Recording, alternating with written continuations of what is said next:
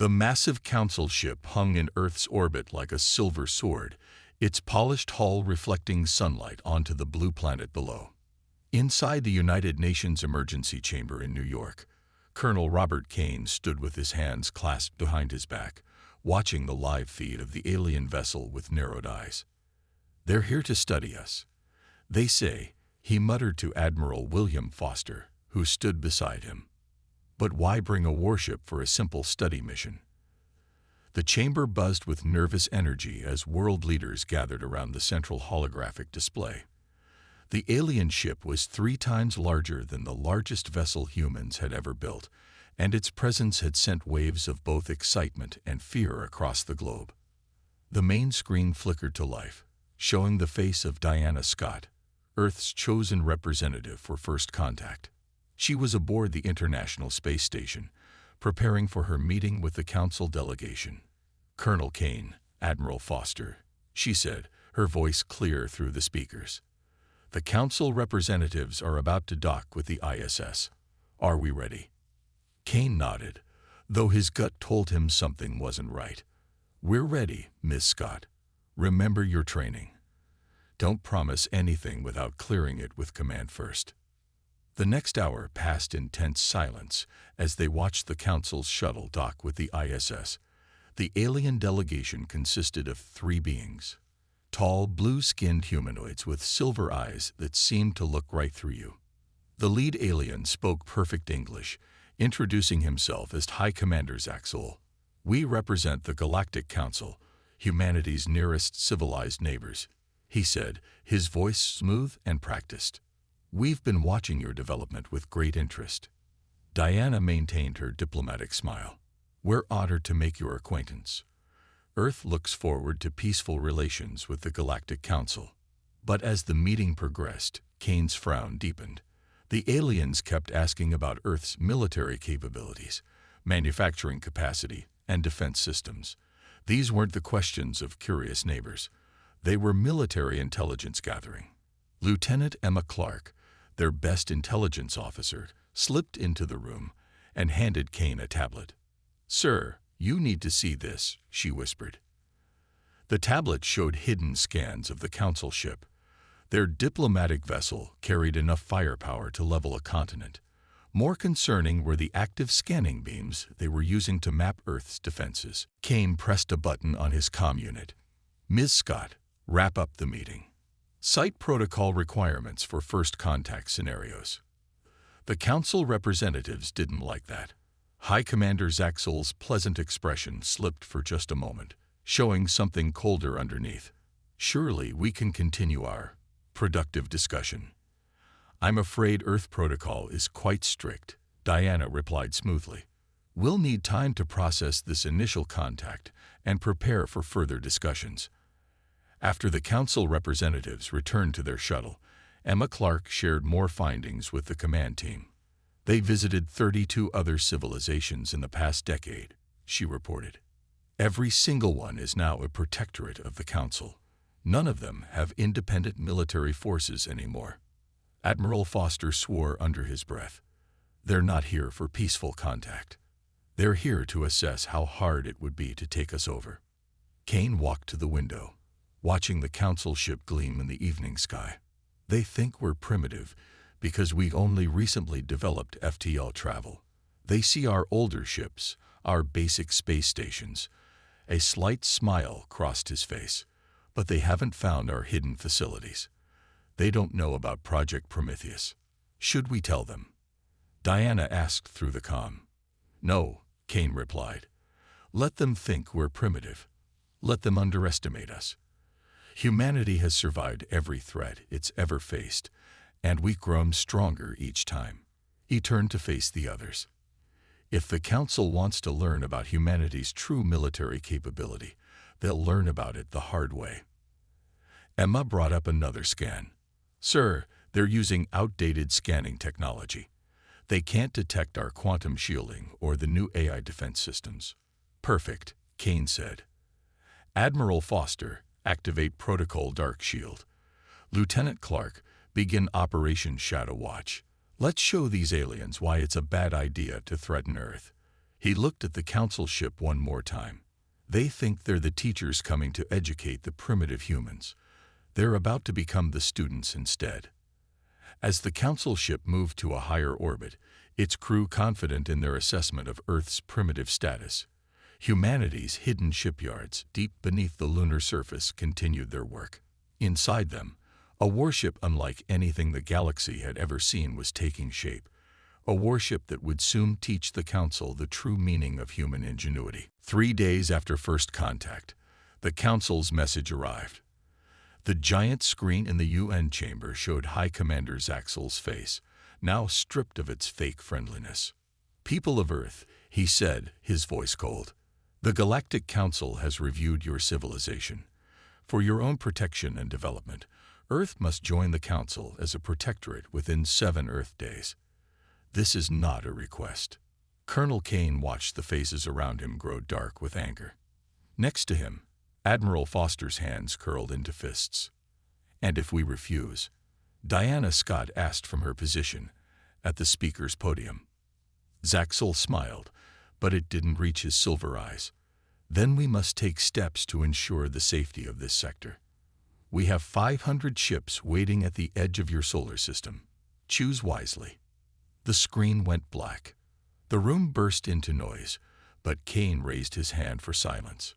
"Show them," he said to Lieutenant Emma Clark. Emma stepped forward and activated the room's holographic system. While they were busy scanning us, we were scanning them. A 3D image appeared, showing the inner workings of the Council ships. Their technology is more advanced than what we show in public, but it's not as advanced as they think. She zoomed in on specific sections. Their ships use standard plasma shields. They don't know about our quantum barrier technology. Their weapons are strong, but they're still using targeting computers from 50 years ago compared to our AI systems. Admiral Foster stood up. "It's time we showed the world what we've been building." He pressed a button on his tablet, and a new image appeared. Deep under the lunar surface, a massive ship was nearly complete. Its black hull seemed to swallow light, and its shape was unlike anything the Council had ever seen. "Project Prometheus," Foster said proudly. "The most advanced warship ever built, not just by human standards, but by any standards in the galaxy." Dr. Alice Cooper, the ship's chief engineer, stepped forward. Her red hair was tied back in a messy ponytail, and her hands were still dirty from working on the ship.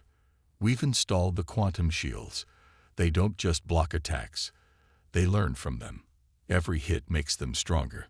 The Council's weapons won't even scratch the paint." Kane nodded. "How long until it's ready?" 3 days, Alice replied. "We're running final tests on the AI combat system now." Emma raised her hand. "Sir, there's more." She brought up images of other alien ships, these ones different from the Council vessels. "We've been getting encrypted messages from other species. The Council has been lying to everyone. They're not protectors, they're conquerors. They take over worlds, steal their resources, and force their people to work for the Council." Diana Scott, who had been quiet until now, spoke up. "Then we're not just defending Earth. We're fighting for every species they've enslaved." Kane walked to the center of the room. "The Council thinks we'll be an easy target. They see our old ships, our basic space stations, and think we're primitive." He smiled. "They don't know that humanity's greatest strength is our ability to surprise our enemies." "What are your orders, sir?" Foster asked. "Send a message to the Council," Kane said. "Tell them we need the full 7 days to consider their offer. Meanwhile, Dr. Cooper, I want Prometheus ready in 2 days, not 3. Lieutenant Clark, keep gathering intel from those other species. And Diana," he turned to their diplomatic expert, "prepare a message of hope. When we show our true strength, a lot of enslaved worlds will be watching." The next 2 days were a blur of activity. Deep beneath the lunar surface, hundreds of engineers worked around the clock. The Prometheus grew stronger by the hour. Its quantum shields hummed with power. Its AI combat system ran simulation after simulation, learning, adapting, preparing. The Council ships waited at the edge of the solar system, confident in their superiority. Their commanders probably sat in their comfortable chairs, laughing about how easy this conquest would be. They didn't know about the ship growing in the dark. They didn't know about humanity's hidden strength. They didn't know they had already lost. In his private office, Kane looked at a photo of Earth taken from space. "You want to protect us," he said quietly. "First, you'll learn why every human child knows the story of David and Goliath. Sometimes the giant needs to learn a lesson about underestimating the little guy." Behind him, through his window, the sun set over New York. Somewhere up there, humanity's greatest warship was almost ready. The Council thought they were giving Earth an ultimatum.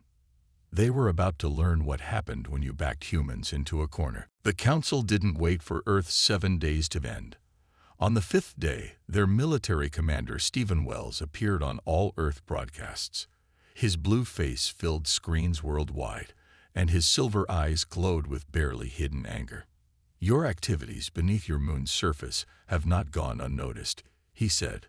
"Stop your weapons production immediately, or we will be forced to take action." In the lunar base's control room, Dr. Alice Cooper looked up from her work on the Prometheus systems and laughed. "Their scans still can't get through our quantum shields.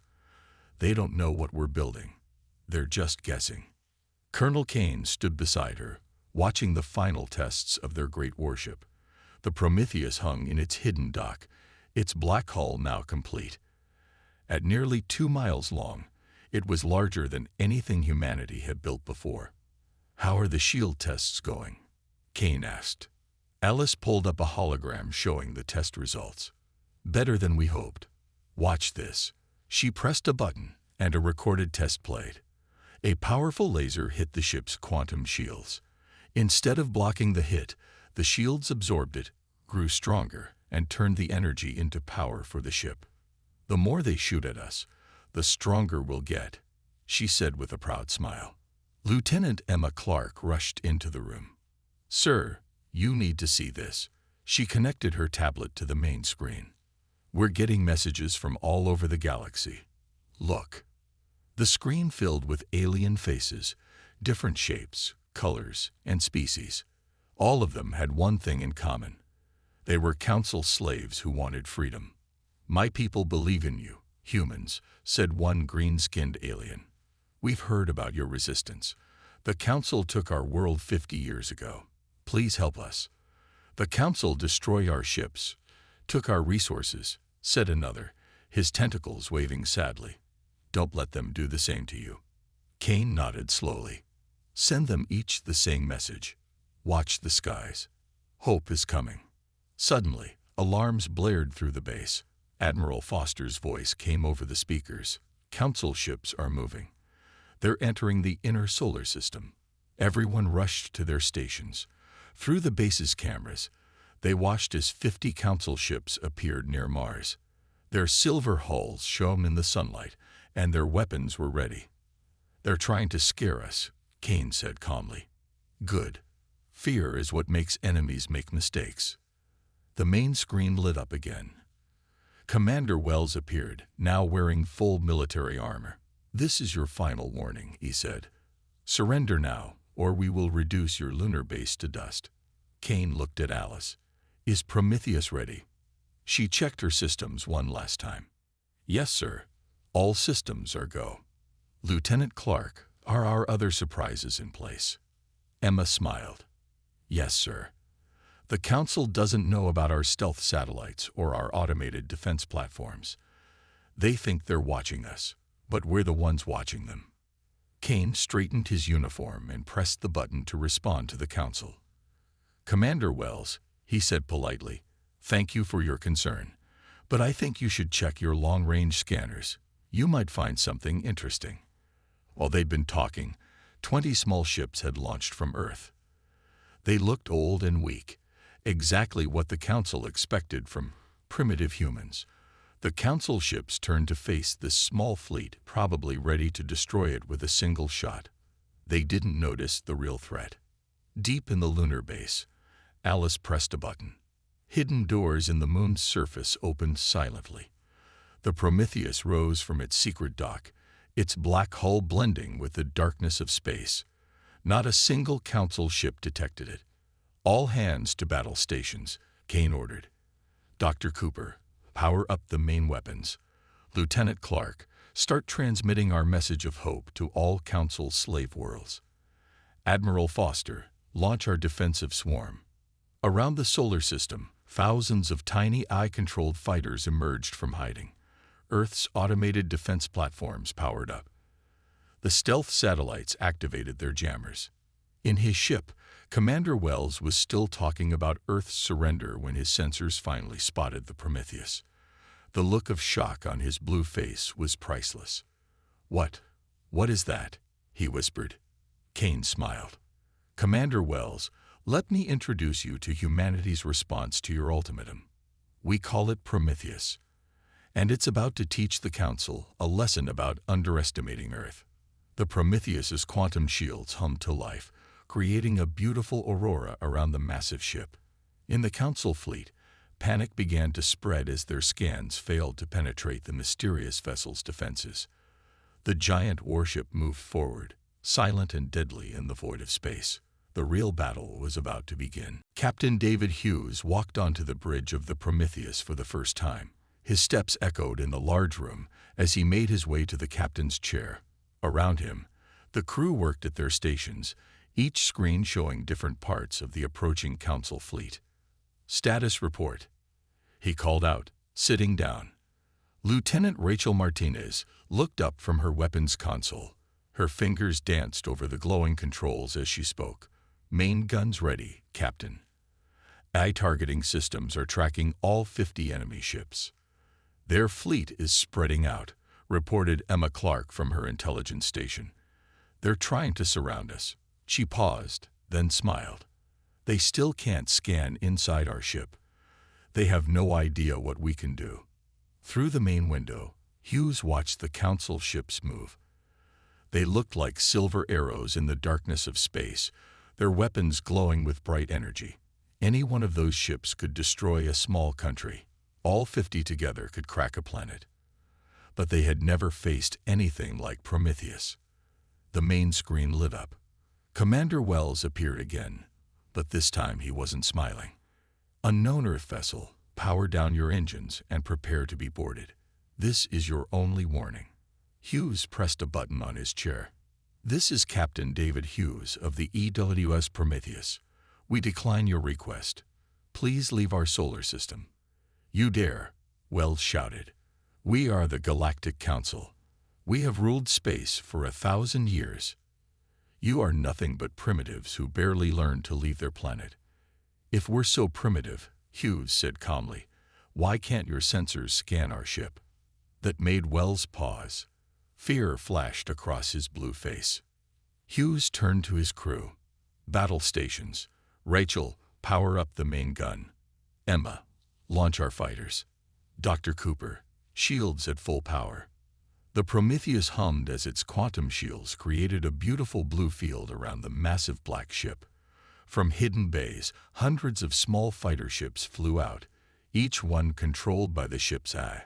"Sir," Emma called out, "Council ships are charging weapons." "Let them fire," Hughes said. "Let's show them what our shields can do." The Council fleet fired.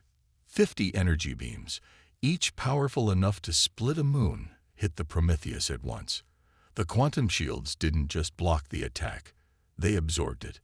Blue light rippled across the shield surface as the enemy fire turned into power for their own weapons. In the Council fleet, panic spread. "Impossible," Wells shouted. "Nothing can absorb that much energy." "Would you like to try again?" Hughes asked politely. "Our shields could use more power." Wells's face turned dark blue with rage. "All ships, full attack. Destroy that vessel." The Council fleet fired everything they had.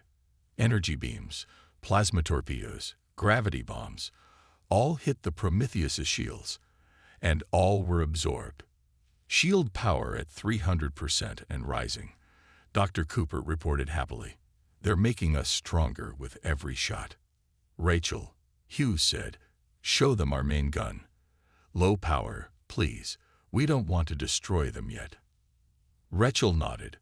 Under the Prometheus, a section of the hull opened, a weapon unlike anything the Council had seen emerge.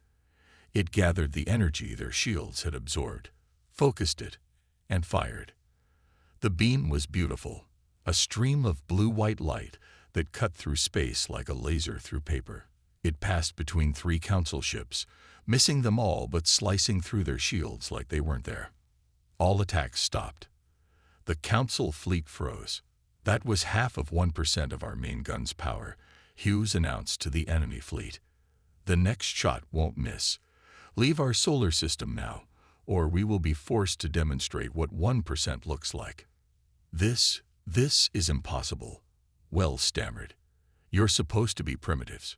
Your technology was barely space-worthy last year." Hughes smiled. "Commander Wells, let me teach you something about humans. We're very good at keeping secrets, and we're even better at surprising those who threaten us." He turned to his crew. "Target their flagship. Charge main gun to 1%. The weapon began to glow, gathering power. In the Council fleet, ships started turning around. Even Wells looked scared now. "You have 1 minute to leave the solar system," Hughes said. "After that, we'll assume you want to see what our ship can really do." The Council fleet didn't need a minute. In less than 30 seconds, all 50 ships had jumped away to faster-than-light speed, running from the primitive humans they had come to conquer. On the Prometheus's bridge, the crew cheered, but Hughes stayed serious. "They'll be back," he said. "And next time, they'll bring their whole fleet." "Good," Rachel said from her weapons station. "I was hoping to give these guns a real test." 3 days after the first battle, the Council returned. This time, they'd brought 1,000 ships. The massive fleet darkened the space around Mars, their silver hulls blocking out the stars. At their center flew a ship 3 times larger than the others, the Council's main battleship, commanded by Fleet Admiral Laura Bennett herself. In the Prometheus's war room, Captain Hughes met with Colonel Kane and the other leaders. The holographic display showed the enemy fleet's position. They had brought their entire defensive fleet, Emma Clark said, pointing to the display. "Every ship they use to guard their core worlds is here." Kane smiled. "Perfect. That means those worlds are unguarded now." The main screen lit up. Fleet Admiral Bennett appeared, her silver eyes cold and her blue skin darker than the other Council members they'd seen. She wore a uniform covered in medals and looked down at the humans with disgust. "I am here to correct Commander Wells's failure," she said. "Surrender now, or we will destroy your entire civilization." Hughes looked at Kane, who nodded. "Admiral Bennett," Hughes said, "we were hoping you'd bring more ships. Our weapons needed a better test." Bennett's face showed shock at his calm response. "You dare mock the Council's might? 100 of our ships could destroy your planet." "Probably," Hughes agreed. "But first, you have to get past us." He turned to his crew. "Dr. Cooper, activate all systems. Rachel, power up all weapons. Emma, launch the full drone swarm." The Prometheus came alive. Its black hull opened in 100 places, revealing weapons of all sizes. The quantum shields hummed to life, creating their beautiful blue field. And from the ship's bays, 10,000 small drones flew out, each one controlled by the ship's eye. "What trickery is this?" Bennett demanded. "No tricks," Hughes said. "Just human ingenuity." "Rachel, demonstration please." Rachel Martinez pressed a button on her console. One of the smaller guns on Prometheus fired a single shot. The energy beam curved through space, guided by the AI, and split into 10 smaller beams. Each beam hit a different Council ship, cutting through their shields like paper. "Impossible," Bennett shouted. "No targeting system can do that." "Human Ada can," Hughes replied. "And that was just one of our small guns." The Council fleet opened fire. 1,000 energy beams struck Prometheus at once. The quantum shields absorbed every shot, growing stronger with each hit. The blue field around the ship now glowed so bright it looked like a new star. Shield power at 1,000% and rising, Dr. Cooper reported happily. They really don't learn, do they? Hughes stood up from his chair. All weapons, full spread. Show them what humanity can do. Prometheus fired everything. Each shot split and curved, guided by the AI targeting system. The Council's fleet formation broke apart as ships tried to dodge. But the human drones were everywhere, their small weapons slicing through enemy shields. 80 Council ships disabled, Emma reported. No casualties. Our weapons are only hitting their engines and weapons. We don't need to kill them to win, Hughes said. He opened a channel to all Council ships. Admiral Bennett, look around you. Your shields can't stop us. Your weapons only make us stronger. Is this really how you want this to end? On her screen, Bennett's face had lost its arrogant look. What? What are you? We're humans, Hughes said simply. And we're tired of bullies like you threatening peaceful worlds. Stand down your fleet, or we'll be forced to disable every ship you brought. Never. Bennett pressed buttons on her console. All ships, concentrate fire on. She never finished. Rachel's targeting systems fired again. A single shot disabled Bennett's flagship's weapons. More shots flashed across space, and in less than a minute, 50 more Council ships lost power. Should I continue, Captain? Rachel asked with a smile. Hughes looked at the enemy fleet. Many ships were already retreating. Others had lost power and were drifting in space. The mighty Council armada was falling apart. Send this message to all Council ships, he ordered. You have 5 minutes to power down your weapons and engines. After that, we'll be forced to disable every ship in your fleet. And then we'll head to your core worlds, where we'll free every species you've enslaved. In the silence that followed, Council ships began powering down one by one. Even Bennett's flagship went dark. The great Council fleet had come to conquer Earth. Instead, they learned why you should never underestimate humans. News of Earth's victory spread across the galaxy faster than light speed. On 1,000 worlds, enslaved species watched recordings of the battle. They saw how one human ship defeated the Council's entire fleet. Hope, hidden for centuries, began to grow. On the Prometheus's bridge, Captain Hughes watched the messages pour in. Every alien species under Council control wanted Earth's help.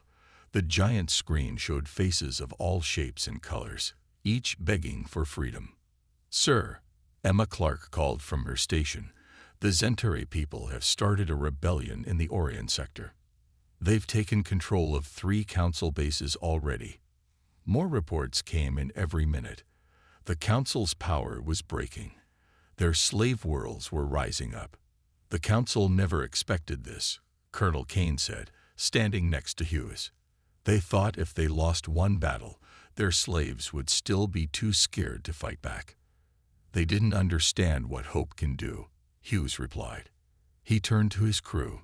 Set course for the Council's homeworld. It's time to end this. The Prometheus jumped to light speed, its black hull cutting through space like a knife through darkness. As they traveled, more news arrived. 20 slave worlds had broken free. Then 50. Then 100. Rachel Martinez looked up from her weapons station. Captain, you should see this. She played a message on the main screen. It showed Council ships fighting each other. Some Council commanders had turned against their own government, helping the slaves they were supposed to guard. Even their own people are turning against them, Dr. Cooper said, shaking her head. They ruled through fear for so long, they forgot what happens when people stop being afraid. The Prometheus arrived at the Council homeworld 3 days later. The planet was beautiful, with 3 moons and rings like Saturn, but its orbit was empty. The mighty defense fleet that was supposed to guard it was the same fleet that now drifted powerless near Earth. They're hailing us, Emma reported. The screen showed the Council's supreme leader, an old blue-skinned alien with eyes full of fear. Behind him, other Council leaders argued and shouted. Please, the supreme leader said, we surrender. Just Just stop the rebellions. We'll give you anything you want." Hughes looked at Kane, who nodded. "We don't want anything from you," Hughes said, "but we have some demands. First, every enslaved world gets its freedom. Second, the Council will help rebuild the worlds they damage. Third, there will be a new government, one where every species gets an equal vote." "You can't do this," one council leader shouted. "We ruled the galaxy for 1,000 years. "And now you won't," Hughes said simply. "Those are our terms. Accept them, or we'll let the people you enslaved decide your fate." The council leaders looked at each other. They knew what would happen if their former slaves got to choose their punishment. One by one, they nodded. We accept," the supreme leader said. Over the next few weeks, the galaxy changed. The council's slaves became free people. Ships that once carried council soldiers now brought food and supplies to damaged worlds. And Earth led it all, showing everyone how to build a fair and free society. Captain Hughes stood in the Prometheus observation room, watching ships from 100 different species fly past. Each one carried people going home to their freed worlds. Many ships stopped to circle the Prometheus, showing respect to the vessel that helped bring their freedom. Colonel Kane joined him at the window. "Hard to believe it all started because they thought we were primitive," he said. Hughes smiled. "That was their biggest mistake. They thought being newer to space meant we were weaker. They never guessed that being young meant we were still growing, still inventing, still hungry to prove ourselves." "And now?" Kane asked. "Now we help build something better. A galaxy where no one claims to be superior, where every species has a voice." Hughes turned to look at the ships passing by. "We'll teach them what humans learned long ago. That true strength comes from working together, not from ruling over others." In space around them, ships from every free world flew together, their lights looking like new stars in the darkness. The age of the Council was over. The age of freedom had begun. 1 year after the Council's surrender, the galaxy was a very different place. The former Council palace on their homeworld now housed the Galactic Federation of Free Worlds, where every species had an equal voice. Colonel Kane stood at the big window of the Federation's main meeting hall, watching ships from hundreds of worlds fly past. Some looked like silver birds, others like floating crystals, and one even looked like a swimming fish. Each ship carried representatives from their free worlds. "Hard to believe how much has changed in just 1 year," Admiral Foster said, walking up beside him. Kane nodded. "Remember when they thought we were primitive? Now half the galaxy uses human quantum shield technology." The meeting hall filled with representatives from every freed world. They sat in a huge circle, no species placed higher than others. In the center, Dr. Alice Cooper prepared to speak about sharing Earth's technology with everyone. "Our quantum shields aren't just for warships," she explained, showing holographic designs in the air. "They can protect homes, hospitals, even whole cities from natural disasters. Today, we're sharing this technology with all Federation worlds." The hall erupted in cheers. A green-skinned Centauri stood up. "Earth has shown us that great power doesn't have to corrupt. They could have ruled us after defeating the Council, but instead they helped us build something better." Lieutenant Emma Clark, now head of Federation Intelligence, brought up a new hologram. It showed the galaxy map, with bright dots representing all free worlds. "Trade between worlds is up 300%, she reported. "Crime is down 70%. Former Council worlds are now our strongest allies in keeping peace." Captain Hughes, sitting next to Kane, smiled as he remembered how it all started. "They came to conquer us because they thought we were weak," he said quietly. "Instead, they learned that humanity's greatest strength isn't our weapons or shields." "What is it?" asked a young alien representative nearby. "Our ability to work together, to see different ways of doing things, to help others stand up for themselves." Hughes looked around the room. "The Council ruled through fear. We lead through friendship." Rachel Martinez, who now trained weapons officers from all Federation worlds, stepped up to speak next. The AI targeting systems that helped Prometheus win are being converted to save lives, she said. They now guide rescue ships through asteroids and help find lost vessels in deep space. The changes weren't just in space. On Earth, children played with alien friends in parks under quantum shield domes that made perfect weather. Hospitals used alien healing technology while alien doctors learned human medicine. Every day, the species of the galaxy grew closer. The Prometheus still flew, but now it led the Federation's peace fleet. Its black hull and blue shields had become a symbol of hope across the galaxy. When pirates or criminals saw it coming, they ran. When people in trouble saw it, they cheered. Kane walked to the speaker's platform. As Earth's representative to the Federation, he had an important announcement. 1 year ago, humanity faced a choice, he said. We could have used our victory to become the new council, ruling over others. Instead, we chose to help build a galaxy where everyone is free and equal.